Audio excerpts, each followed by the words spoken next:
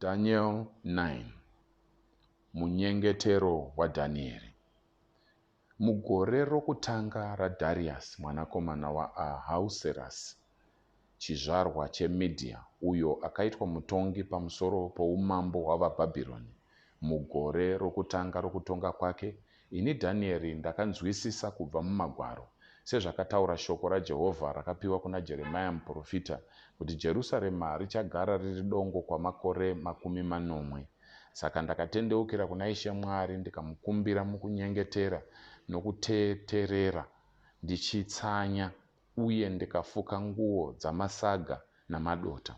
Ndakanyengetera kuna Jehovha Mwari wangu ndikareurura ndichiti, haiwa Ishe, Mwari mukuru anotyisa, iye anochengeta sungano yake yorudo navose vanomuda uye vanoteerera mirayiro yake.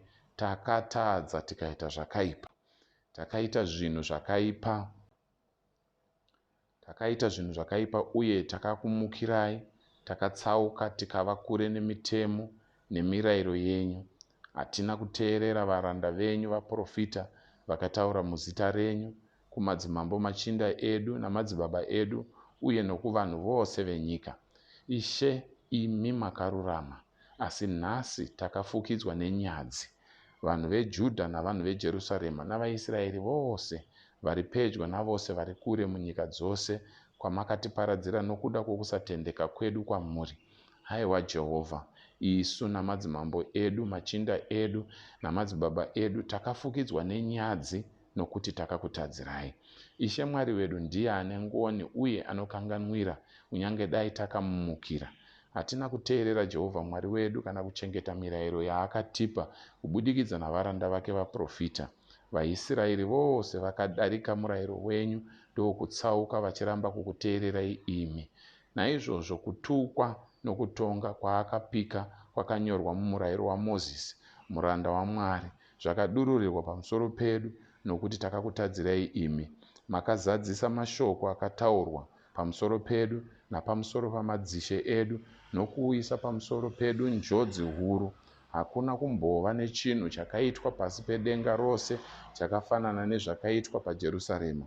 Sezvazvakanyorwa mumurayiro waMozisi, njodzi iyi yose yakawira pamusoro pedu. Kunyange zvakadaro hatina kutsvaka nyasha dzaJehovha Mwari wedu nokutendeuka kubva pazvivi zvedu, tichiteerera chokwadi chenyu. Jehovha haana kunonoka kuuyisa njodzi pamusoro pedu, nokuti Jehovha Mwari wedu akarurama pazvinhu zvose zvaanoita, asi hatina kumuteerera.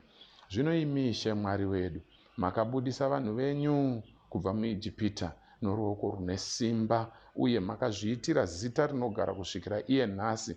Takatadza, takaita zvakaipa.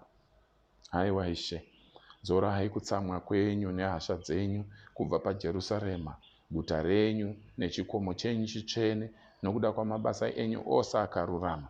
Zvivi zvedu nezvakaipa zvamadzibaba edu zvakaita kuti Jerusarema nevanhu zvive chinhu chinosekwa neavo vose vakatipoteredza.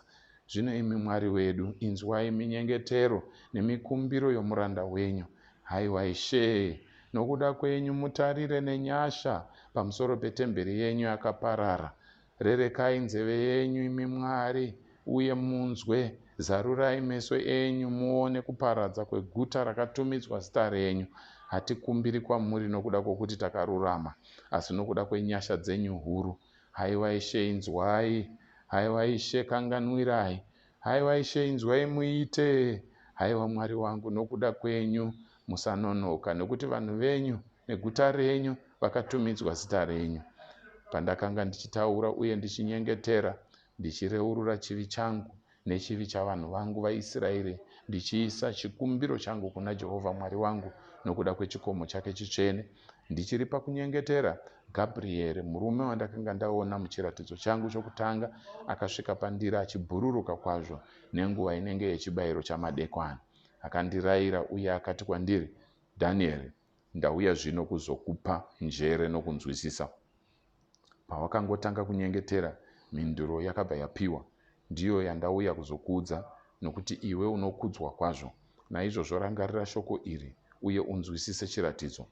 Vhiki 40 dzakatemerwa vanhu vako uye nekutara kodzvene kuti vapedze kudarika kwavo, varege kutadza kana kuyanana nezvakaipa, vauye nokururama kusingaperi kusimbisa chiratidzo nechiprofita nokuzodza iye mutsvene-tsvene.